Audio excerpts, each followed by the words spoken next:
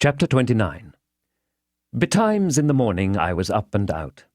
It was too early yet to go to Miss Havisham's, so I loitered into the country on Miss Havisham's side of town, which was not Joe's side. I could go there tomorrow, thinking about my patroness and painting brilliant pictures of her plans for me.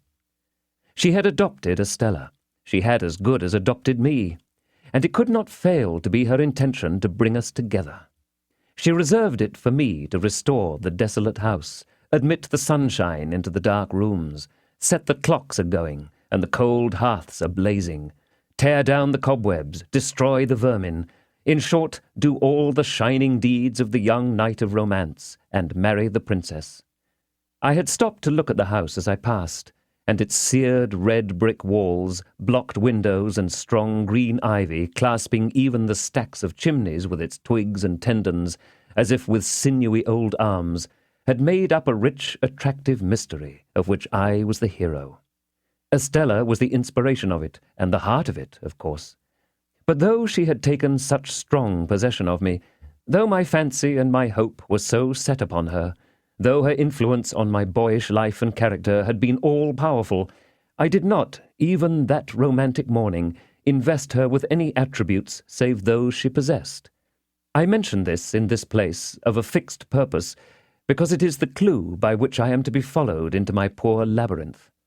According to my experience, the conventional notion of a lover cannot be always true. The unqualified truth is that when I loved Estella with the love of a man, I loved her simply because I found her irresistible. Once for all, I knew to my sorrow, often and often, if not always, that I loved her against reason, against promise, against peace, against hope, against happiness, against all discouragement that could be. Once for all, I loved her none the less because I knew it, and it had no more influence in restraining me than if I had devoutly believed her to be human perfection. I so shaped out my walk as to arrive at the gate at my old time. When I had rung at the bell with an unsteady hand, I turned my back upon the gate while I tried to get my breath and keep the beating of my heart moderately quiet. I heard the side door open and steps come across the courtyard, but I pretended not to hear, even when the gate swung on its rusty hinges. Being at last touched on the shoulder, I started and turned.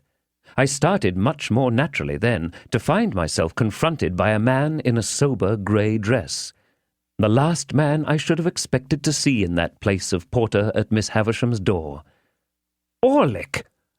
"Ah, young master, there's more changes than yours. But come in, come in. It's opposed to my orders to hold the gate open." I entered, and he swung it and locked it and took the key out. "Yes," said he, facing round, after doggedly preceding me a few steps towards the house. "Here I am." "How did you come here?" "I come here," he retorted, "on my legs. I had my box brought alongside me in a barrow." "Are you here for good?" "I ain't here for harm, young master, I suppose?" I was not so sure of that. I had leisure to entertain the retort in my mind, while he slowly lifted his heavy glance from the pavement, up my legs and arms to my face. "Then you have left the forge?" I said. "Do this look like a forge?" replied Orlick, sending his glance all round him with an air of injury. "Now, do it look like it?" I asked him how long he had left Gargery's forge. "One day is so like another here," he replied, "that I don't know without casting it up. However, I come here sometime since you left." "I could have told you that, Orlick." "Ah," said he dryly, "but then you've got to be a scholar." By this time we had come to the house, where I found his room to be one just within the side door, with a little window in it looking on the courtyard. In its small proportions, it was not unlike the kind of place usually assigned to a gate porter in Paris. Certain keys were hanging on the wall, to which he now added the gate key, and his patchwork-covered bed was in a little inner division or recess. The whole had a slovenly, confined, and sleepy look, like a cage for a human dormouse, while he, looming dark and heavy in the shadow of a corner by the window, looked like the human dormouse for whom it was fitted up, as indeed he was. "I never saw this room before," I remarked, "but there used to be no porter here." "No," said he, "not till it got about that there was no protection on the premises, and it come to be considered dangerous with convicts and tag and rag and bobtail going up and down. And then I was recommended to the place as a man who could give another man as good as he brought, and I took it. It's easier than bellowsing and hammering. That's loaded, that is." My eye had been caught by a gun with a brass-bound stock over the chimney-piece, and his eye had followed mine. "Well," said I, not desirous of more conversation, "shall I go up to Miss Havisham?"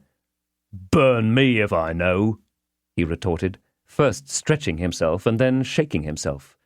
"My orders ends here, young master. I give this here bell a rap with this here hammer, and you go on along the passage till you meet somebody." "I am expected, I believe?" "Burn me twice over, if I can say," said he.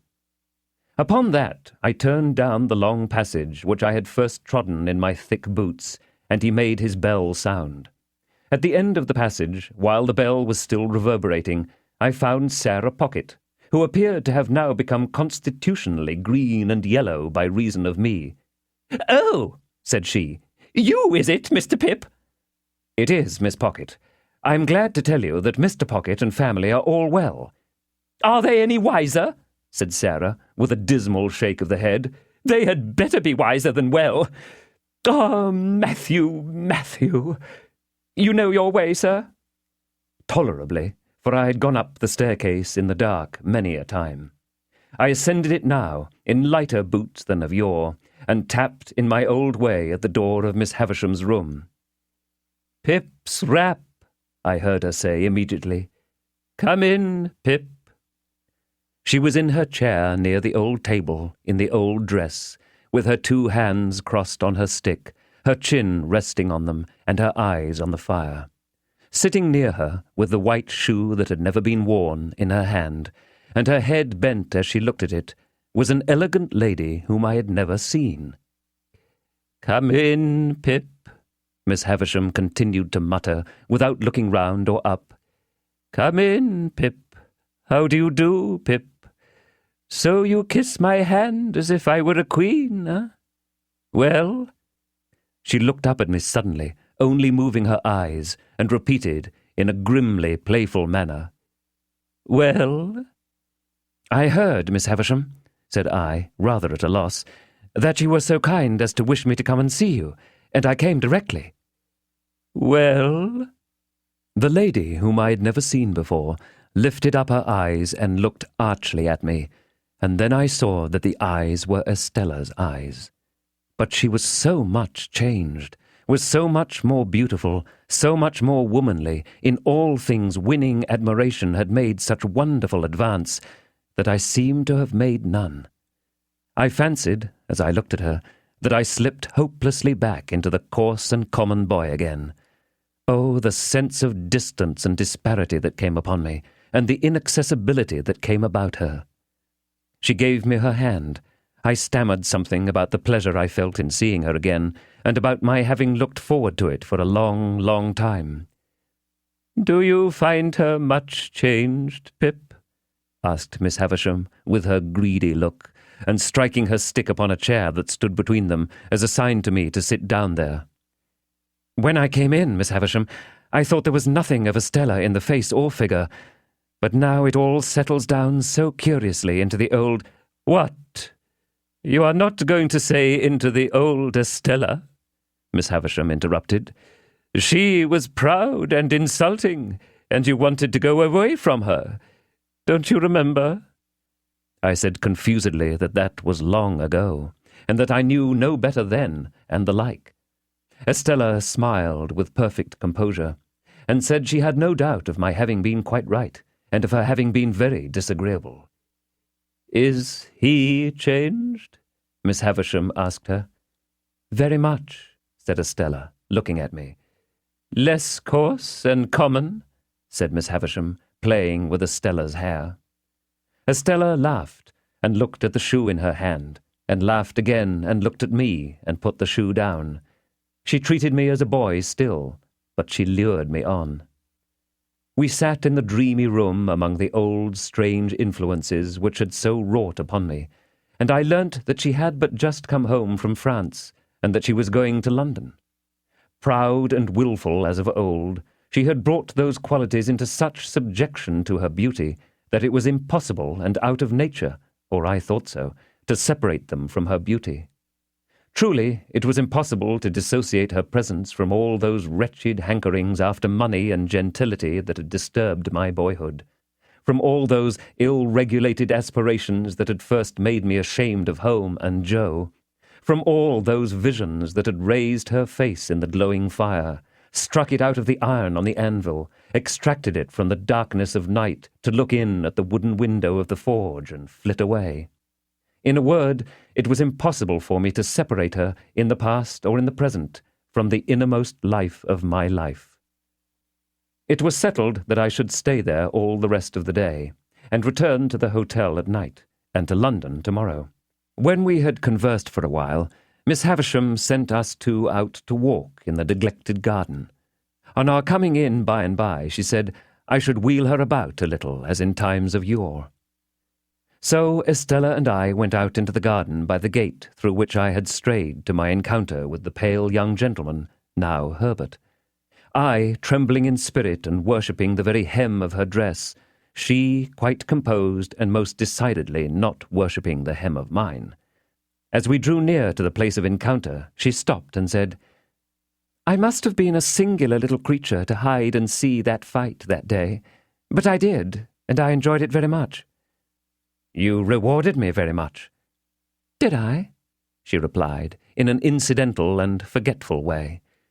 "I remember I entertained a great objection to your adversary because I took it ill that he should be brought here to pester me with his company." "He and I are great friends now," said I. "Are you? I think I recollect, though, that you read with his father." "Yes." I made the admission with reluctance, for it seemed to have a boyish look, and she already treated me more than enough like a boy. "Since your change of fortune and prospects, you have changed your companions," said Estella. "Naturally," said I. "And necessarily," she added in a haughty tone. "What was fit company for you once would be quite unfit company for you now." In my conscience, I doubt very much whether I had any lingering intention left of going to see Joe, but if I had, this observation put it to flight. "You had no idea of your impending good fortune in those times?" said Estella, with a slight wave of her hand, signifying in the fighting times. "Not the least." The air of completeness and superiority with which she walked at my side, and the air of youthfulness and submission with which I walked at hers, made a contrast that I strongly felt. It would have rankled in me more than it did if I had not regarded myself as eliciting it by being so set apart for her and assigned to her. The garden was too overgrown and rank for walking in with ease, and after we had made the round of it twice or thrice, we came out again into the brewery yard. I showed her to a nicety where I had seen her walking on the casks that first old day, and she said with a cold and careless look in that direction, "Did I?" I reminded her where she had come out of the house and given me my meat and drink, and she said, "I don't remember." "Not remember that you made me cry?" said I. "No," said she, and shook her head and looked about her. I verily believe that her not remembering and not minding in the least made me cry again inwardly, and that is the sharpest crying of all. "You must know," said Estella, condescending to me as a brilliant and beautiful woman might, "that I have no heart, if that has anything to do with my memory." I got through some jargon to the effect that I took the liberty of doubting that I knew better, that there could be no such beauty without it. "Oh, I have a heart to be stabbed in or shot in, I have no doubt," said Estella. "And of course, if it ceased to beat, I should cease to be. But you know what I mean. I have no softness there, no sympathy, sentiment. Nonsense." What was it that was borne in upon my mind when she stood still and looked attentively at me? Anything that I had seen in Miss Havisham? No. In some of her looks and gestures there was that tinge of resemblance to Miss Havisham which may often be noticed to have been acquired by children from grown persons with whom they have been much associated and secluded, and which, when childhood is past, will produce a remarkable occasional likeness of expression between faces that are otherwise quite different. And yet I could not trace this to Miss Havisham. I looked again, and though she was still looking at me, the suggestion was gone. What was it? "I am serious," said Estella, not so much with a frown, for her brow was smooth, as with a darkening of her face. "If we are to be thrown much together, you had better believe it at once." "No," imperiously stopping me as I opened my lips, "I have not bestowed my tenderness anywhere. I have never had any such thing." In another moment we were in the brewery so long disused, and she pointed to the high gallery where I had seen her going out on that same first day, and told me she remembered to have been up there, and to have seen me standing scared below. As my eyes followed her white hand, again the same dim suggestion that I could not possibly grasp crossed me.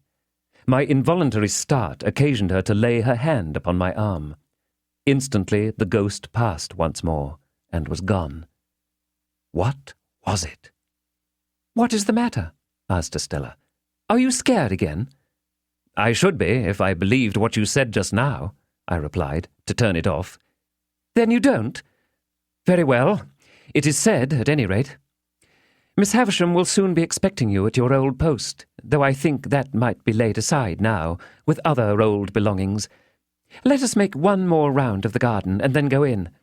Come, you shall not shed tears for my cruelty today. You shall be my page, and give me your shoulder." Her handsome dress had trailed upon the ground. She held it in one hand now, and with the other lightly touched my shoulder as we walked. We walked round the ruined garden twice or thrice more, and it was all in bloom for me. If the green and yellow growth of weed in the chinks of the old wall had been the most precious flowers that ever blew, it could not have been more cherished in my remembrance. There was no discrepancy of years between us, to remove her far from me. We were of nearly the same age, though of course the age told for more in her case than in mine. But the air of inaccessibility which her beauty and her manner gave her tormented me in the midst of my delight, and at the height of the assurance I felt that our patroness had chosen us for one another. Wretched boy! At last we went back into the house, and there I heard with surprise that my guardian had come down to see Miss Havisham on business, and would come back to dinner. The old wintry branches of chandeliers in the room where the mouldering table was spread had been lighted while we were out, and Miss Havisham was in her chair and waiting for me. It was like pushing the chair itself back into the past, when we began the old slow circuit round about the ashes of the bridal feast. But in the funereal room, with that figure of the grave fallen back in the chair, fixing its eyes upon her, Estella looked more bright and beautiful than before, and I was under stronger enchantment. The time so melted away that our early dinner hour drew close at hand, and Estella left us to prepare herself. We had stopped near the centre of the long table, and Miss Havisham, with one of her withered arms stretched out of the chair, rested that clenched hand upon the yellow cloth. As Estella looked back over her shoulder before going out at the door, Miss Havisham kissed that hand to her with a ravenous intensity that was of its kind quite dreadful. Then, Estella being gone and we two left alone, she turned to me and said in a whisper, "Is she beautiful, graceful, well-grown? Do you admire her?" "Everybody must who sees her, Miss Havisham." She drew an arm round my neck and drew my head close down to hers as she sat in the chair. "Love her, love her, love her. How does she use you?" Before I could answer, if I could have answered so difficult a question at all, she repeated, "Love her, love her, love her. If she favors you, love her. If she wounds you, love her. If she tears your heart to pieces, and it gets older and stronger, it will tear deeper. Love her, love her, love her. Never had I seen such passionate eagerness as was joined to her utterance of these words. I could feel the muscles of the thin arm round my neck swell with the vehemence that possessed her. Hear me, Pip. I adopted her to be loved. I bred her and educated her to be loved. I developed her into what she is, that she might be loved. Love her. She said the word often enough, and there could be no doubt that she meant to say it. But if the often repeated word had been hate instead of love, despair, revenge, dire death, it could not have sounded from her lips more like a curse. I'll tell you, said she, in the same hurried, passionate whisper, what real love is. It is blind devotion, unquestioning self-humiliation, utter submission, trust and belief against yourself and against the whole world, giving up your whole heart and soul to the smiter, as I did. When she came to that, and to a wild cry that followed that, I caught her round the waist, for she rose up in the chair, in her shroud of a dress, and struck at the air as if she would as soon have struck herself against the wall and fallen dead. All this passed in a few seconds. As I drew her down into her chair, I was conscious of a scent that I knew, and turning, saw my guardian in the room. He always carried, I have not yet mentioned it, I think, a pocket handkerchief of rich silk and of imposing proportions, which was of great value to him in his profession. I have seen him so terrify a client or a witness by ceremoniously unfolding this pocket handkerchief as if he were immediately going to blow his nose, and then pausing, as if he knew he should not have time to do it before such client or witness committed himself, that the self-committal has followed directly, quite as a matter of course. When I saw him in the room, he had this expressive pocket handkerchief in both hands, and was looking at us.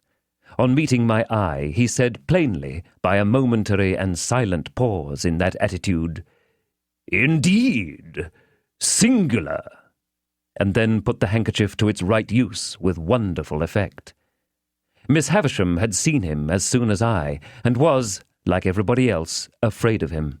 She made a strong attempt to compose herself, and stammered that he was as punctual as ever. "As punctual as ever," he repeated, coming up to us. "How do you do, Pip? Shall I give you a ride, Miss Havisham, once round? And so you are here, Pip." I told him when I had arrived, and how Miss Havisham had wished me to come and see Estella, to which he replied, "Ah, very fine young lady." Then he pushed Miss Havisham in her chair before him with one of his large hands, and put the other in his trousers pocket, as if the pocket were full of secrets. "Well, Pip, how often have you seen Miss Estella before?" said he, when he came to a stop. "How often?" "Ah, how many times? 10,000 times?" "Oh, certainly not so many." "Twice?" "Jaggers," interposed Miss Havisham, much to my relief, "leave my Pip alone and go with him to your dinner." He complied, and we groped our way down the dark stairs together. While we were still on our way to those detached apartments across the paved yard at the back, he asked me how often I had seen Miss Havisham eat and drink, offering me a breadth of choice, as usual, between 100 times and once. I considered and said, "Never." "And never will, Pip," he retorted, with a frowning smile. "She has never allowed herself to be seen doing either since she lived this present life of hers.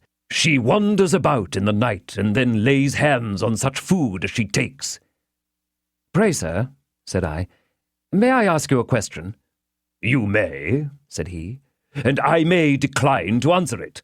Put your question." "Estella's name, is it Havisham or—" I had nothing to add. "Or what?" said he.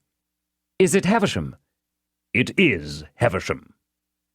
This brought us to the dinner table, where she and Sarah Pocket awaited us. Mr. Jaggers presided. Estella sat opposite to him. I faced my green and yellow friend. We dined very well, and were waited on by a maidservant whom I had never seen in all my comings and goings, but who, for anything I know, had been in that mysterious house the whole time. After dinner, a bottle of choice old port was placed before my guardian. He was evidently well acquainted with the vintage, and the two ladies left us. Anything to equal the determined reticence of Mr. Jaggers under that roof I never saw elsewhere, even in him.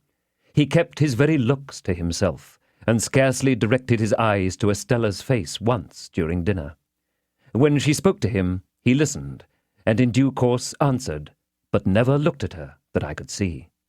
On the other hand, she often looked at him with interest and curiosity, if not distrust, but his face never showed the least consciousness. Throughout dinner he took a dry delight in making Sarah Pocket greener and yellower, by often referring in conversation with me to my expectations. But here again he showed no consciousness, and even made it appear that he extorted, and even did extort, though I don't know how, those references out of my innocent self.